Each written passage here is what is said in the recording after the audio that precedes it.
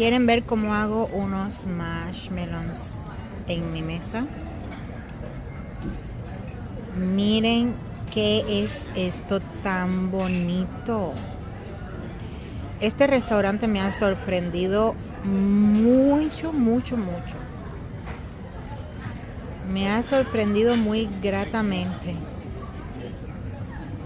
Miren qué bonito, cómo está quedando esto. Aquí tenemos las galletitas, también el chocolate que ya mi hija me robó, chocolate. Me voy a quedar con este para mí, el más chiquito. Gracias, papá. Miren cómo se derrite eso. No, si esto es una delicia. Y ahora lo tapamos.